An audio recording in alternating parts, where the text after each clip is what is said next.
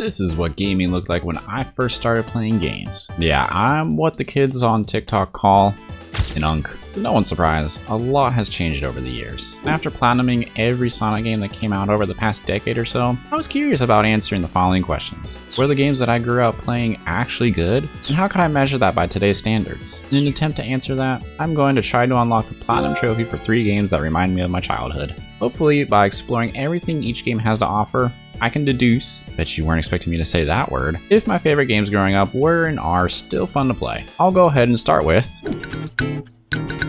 SpongeBob SquarePants The Cosmic Shake is a linear 3D platformer developed by Purple Lamp and published by THQ Nordic. It released in January 2023 to, let's just say, mixed critical acclaim. Which is kind of funny to think that salaried professional critics had to objectively review how good a SpongeBob game is. And let me tell you, if you're a normal person, you're either going to be nostalgia baited into liking the game, or not, because you didn't have a proper childhood and don't like being a goofy goober. And just to tie in my childhood gaming background, I grew up playing the OG Battle for Bikini Bottom, the SpongeBob SquarePants movie video game, Revenge of the Flying Dutchman, and so many other hit-or-miss tie-in games. When Battle for Bikini Bottom Rehydrated was released in 2020 by the same devs as The Cosmic Shake, I was instantly sold. A remaster of arguably the best SpongeBob game of all time? That's just simply a shut up and take my money type of situation. And then a spiritual sequel was released just a few years later? Sign me up! Except, I don't know how this slid so far down my backlog. I mean, I should expect rather mixed reviews for any licensed kids game at this point. No reason for that to deter me.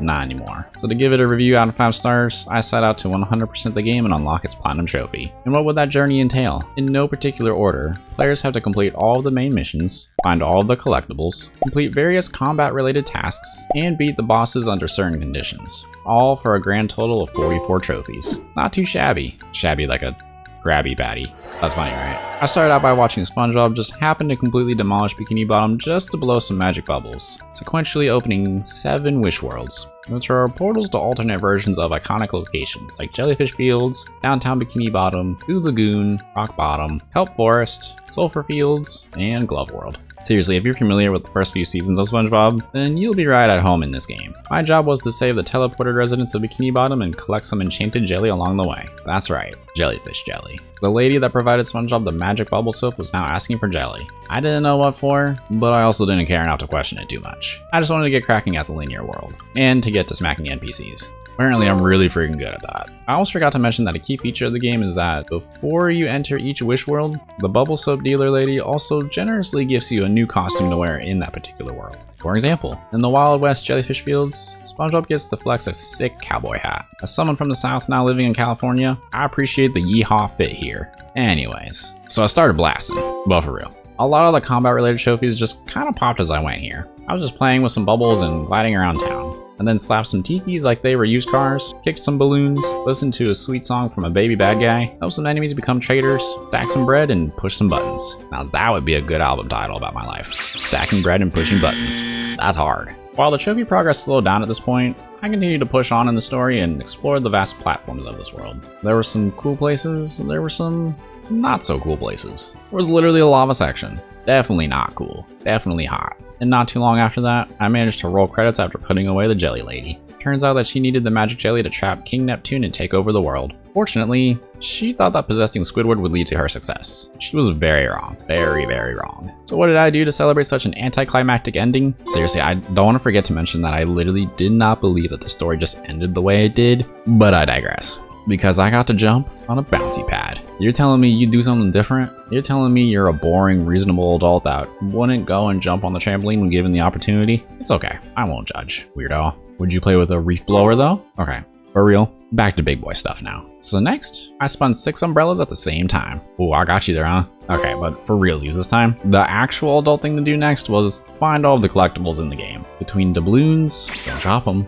golden spatulas, and random things in each world for different characters, there were plenty of things to keep me busy. Luckily, even with having to collect everything, each world only takes an hour or hour and a half to fully complete. Seriously, this isn't that long of a game, and depending on who you ask, that could be a good thing or a bad thing, so I'll let you form your own opinion about that. I thought it was fine, as the levels didn't feel too long or barren, and were actually a pretty generous amount of checkpoints. This made my cleanup efforts honestly just fly by. Sure, I had to hunt for random odds and ends for an extra few hours after beating the story, but I really didn't mind it. I've done worse.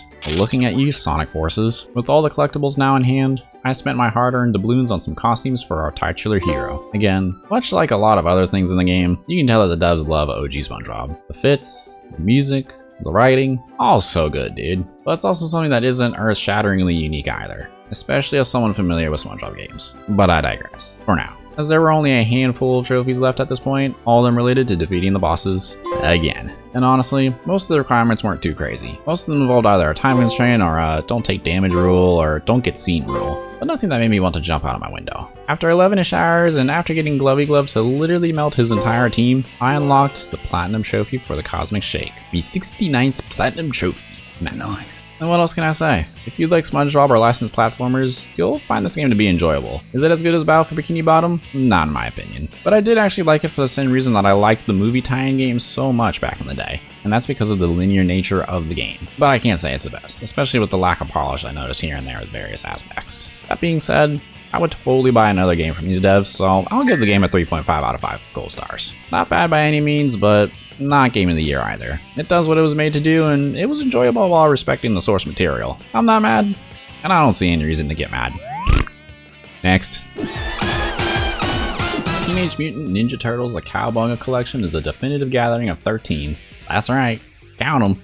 13 OG TMNT beat-em-up games. Developed by Digital Eclipse and published by Konami, this compilation released in August 2022 to generally favorable reviews, as this might be the cheapest way to acquire a handful of games that released only on the NES, SNES, Game Boy, Sega Genesis, and Arcade. Seriously, trying to purchase all these games in their original formats would easily run you hundreds of dollars on eBay. Dang scalpers. Plus, those old cartridges and cabinets don't come with the quality of life enhancements that were made in this collection. But what was it about this game full of older games that piqued my interest? Well, I specifically remember playing TMNT The Hyperstone Heist on the Sega Genesis with my siblings back in the day. It was a tough game as a child, but it was so sick. My older brother grew up in the age of the Ninja Turtles really hitting their stride in pop culture, and I really loved the Turtles while their show from 2003 was taken off. And the GameCube/PS2 game that tied in with the show? Chef's kiss. Seriously, that game's soundtrack still lives in my head rent-free. All of this to say that I still have very fond memories of the TMNT games I played as a kid. But how do the OG games hold up as an adult nowadays? Find out. I figured that earning the Platinum Trophy would properly inform me and aid in my thought process. After all, trophies were tied to beating each game offered in this collection.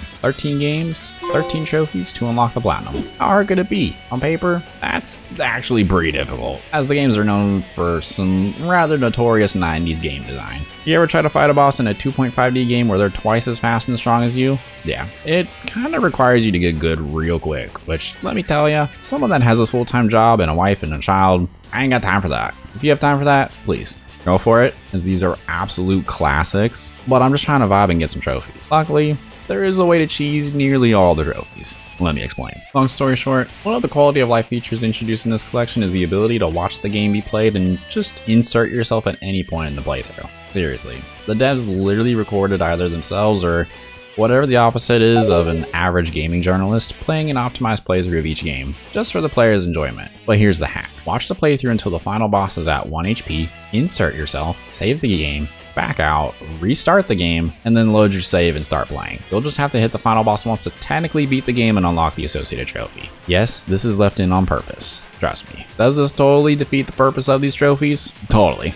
Do I feel kinda dirty for doing that? Debatable. Would I rather unlock as many trophies as I can doing this and then just enjoy each game at my own pace with no sweat involved? Definitely. Doing this method worked for 11 of the 13 games, leaving just the SNES and Genesis versions of Tournament Fighters for me to tackle. The watch mode for both these games shows off either the mode or ending not described in the description, aka I need to find the true ending to each game myself. Let me make this real clear up front. I hate fighting games. They lead me to experience something that not too many people experience, and it's something I like to call mad because bad. I had a small Soul Calibur arc in high school, but I can never get into Street Fighter or Mortal Kombat or Tekken. It's just not my cup of tea. And I was an absolute dog water when I was younger simply because I had twitchier reflexes. Nowadays, I'm one bad button input away from carpal tunnel. And like I mentioned prior, the punishing game design of the 90s was present in these games.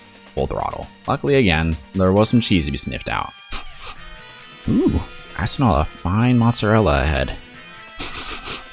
Or that Swiss. So for the SNES version, it is recommended to add an extra 10 lives, shorten the round time to 30 seconds, and abuse the rewind feature. Another quality of life feature added to all these games. That or saving between every round and reloading it if anything goes wrong. So I picked Donatello, and yes, it's because he has a long stick. Reach is king in fighting games, from what I know, and started chipping away at the 9 opponents. And honestly, it really wasn't too bad. I just had to make sure to rewind if I took a couple hits, keep my distance, and let the shorter round timer end around as long as I had more health. This was technically the hardest trophy in the game, and even then, I was able to accomplish my wildest dreams of winning a fighting tournament with no sweat. Okay, maybe just a little bit of sweat. And that left one final trophy on the list, the one for the Genesis version of Tournament Fighters. Yes, there are 3 different versions of the same title, and yes, they are 3 completely different games technically. So with that in mind, here's this version's cheese strategy. Enable playable bosses, crank up the difficulty, shorten it to one single round, pick Donatello again for the same reason as before, aka more wood, and turn on my second controller because I was actually going to fight myself. Well, I was going to play as player 2 in the sense that I would select a character before selecting a stage, and instead of fighting a computer, I'd find an AFK player 2.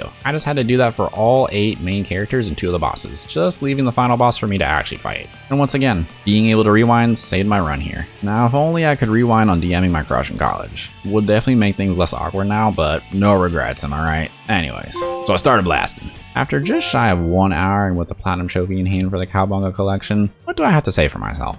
Well, other than that I'm a tall white guy that loves cheese, this is a pretty awesome game. And that's why I went back and actually did a playthrough of each game and all the bonus features included with the game. So here are my quick thoughts on each title. TMNT NES. Charming and unexpectedly kind of fun, honestly. TMNT 2, the arcade game. Don't get me wrong, I like 2D side-scrollers, but the Ninja Turtles were meant to be played in beat-em-up style games back in the day. TMNT 3, the Manhattan Project. Take everything from the last NES title and just make it more fun. W game. Tournament Fighters NES. I hate fighting games. TMNT Follow the Foot Clan. Good, clean, simple fun by Game Boy standards. TMNT 2 Back in the Sewers. More or less the same as the last Game Boy game, just with better character designs and animations. Does feel a little too similar to the last one though. TMNT 3 Radical Rescue. I do really like the more Metroidvania type approach to this game, but you have so little health. Punishing, but I feel like I'd be super into this back in the day. Honestly, I might have to explore similar types of games in the near future. TMNT Arcade. When someone thinks of an OG Ninja Turtles game, this is for sure it, and for good reason. TMNT Turtles in Time. I know what I said about the first arcade game, but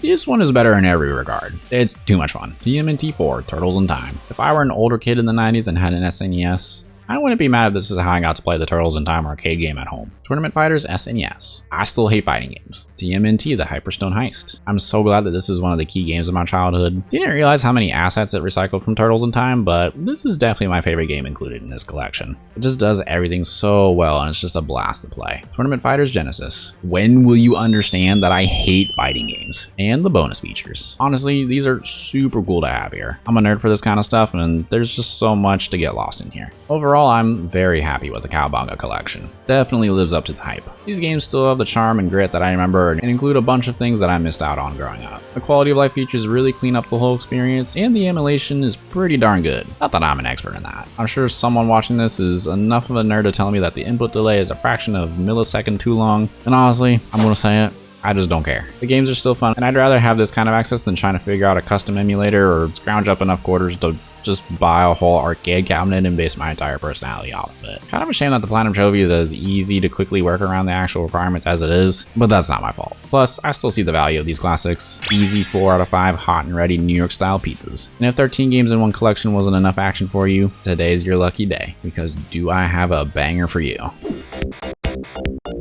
SEGA Genesis Classics is a collection of 53 games developed and published by SEGA. Released on PS4 in May 2018 to mostly favorable reviews, gamers have to unlock 26 trophies to officially 100% this nostalgia trip. Except, there's one major problem. This game was delisted in December 2024. No good reason was offered by SEGA, but fans have speculated that a new classic collection is being worked on. Nothing's been confirmed, but following the success of Sonic Origins, one could also conclude that SEGA just wants us all to play that. But again, I'm no insider and SEGA still has yet to offer me any sort of deal. Hey, maybe one day we'll work together and I'll be able to share something really cool, and y'all will be the second to know since I'd technically be the first to know, but now we're just going down a rambling rabbit hole to nowhere, so let's bring it back to where I'm at today. So this collection's trophy list can be broken down into 3 categories. Play 50 of the 53 games, complete all 20 challenges, and complete the miscellaneous trophies. I've already unlocked 5 trophies, essentially the ones for the Sonic games and 1 challenge completed over the course of 10 hours stretching back to 2019. Since the whole point of this video was for me to revisit games from my childhood, I did actually decide to give every game included a fair chance, whether or not it had any associated trophies or challenges. However, for the sake of time in this video, I'm only going to really talk about the games that did have something for me to do to progress towards the Platinum Trophy. So, in alphabetical order, here are the games that directly had trophies tied to them. Alex Kidd in the Enchanted Castle, Alien Soldier, Columns, Dynamite Headdy, Golden Axe 1, Golden Axe 2, Golden Axe 3, Shadow Dancer, Shining Force, Shinobi 3, Return of the Ninja Master, Sonic the Hedgehog, Sonic the Hedgehog 2, Sonic Spinball, Space Harrier 2, Streets of Rage 3, Toe Jam and Earl. So that was 20 trophies tied to 17 games. Shout out to Streets of Rage 3 for sucking, leaving not too much else on paper, but still quite a bit of a grind because my math is correct, and feel free to double check me because I did have to take calculus 3 times in college. That left me with 5 more trophies to unlock the Platinum, requiring me to play another 33 games and still complete a total of 20 challenges for 20 games. Now, the challenges were very similar to some of the trophy requirements, except these would throw me right into the middle of the game and ask me to essentially prove mastery of said game. Just imagine, someone randomly came up to you with the most niche SEGA game that they can think of and asked you to beat the second boss with only 10% of your health remaining. Yeah, some of these were pretty ridiculous. Since there's a little bit of overlap with some of the games I mentioned earlier, I'll just mention some of my personal favorites and not so favorites. Dr. Robotnik's Mean Bean Machine, Golden Axe, Shining Force, Streets of Rage, all of them. They're the worst. And Vector Man 2. Okay, quick fun fact about me, the Vector Man games are actually some of my favorite games of all time. You'll occasionally hear me throw in some music from one of the 2 games into my videos, and it's because I will literally purchase any game collection that has those gems included. I know they're pretty not as well known, but I highly recommend both of them to anyone who hasn't played them before, especially if you do love SEGA games. Vector Man, I love you, but now I must leave you and finish this Platinum. I'll be back, my sweet prince. Anyways, so I started blasting. Okay, I promise that's the last time I'll say that. Today. Gosh, that gag will never get old to me. But seriously, at this point, I only needed to play a handful of games to finally say I played every game offered in this greatest hits compilation. There certainly were some gems and some polished turds, and perhaps the greatest assist of all time. Oh my goodness. My cousin just sent me $15 to buy some V-Bucks in Fortnite so I can get this Mandalorian skin that just came out today. My cousin's the GOAT. That's pretty sick, I'm not gonna lie. With the J's. Oh my goodness, shout out to my cousin, dude. If this isn't a hint towards my next video, I don't know what is. But after 19 hours, none of those from casually playing years ago, mind you, I unlocked its Platinum Trophy and called it a day. What can I say? I'm still a sucker for a good Sega Genesis game. I know this collection is missing some of the Disney, Konami, and Capcom titles that people still love to this day, but for focusing just on Sega titles, this is easily a 4 out of 5 Sonic rings in my book. Did every game included need to be included? Probably not, but are there bangers still banging? Absolutely. A+ writing there, John. If you can't find one good game that you enjoy in this collection, then I'm sorry you missed out on growing up in the 90s. I know you totally had the choice there, so do better next time. Jokes aside, pretty happy with the games I played over the past few weeks. I'm proud to announce that I did not play any bad games growing up. What an accomplishment. Granted, there's one little series that I didn't mention too much in this video that I still want to look back on, as that series also helped to define my childhood. But before that, I just wanted to let you know that you are loved and I appreciate you. Fine people over at YouTube think that you would really like this video. I'd really like to see you click on it. So I'll go see you at the recommended video now. Peace.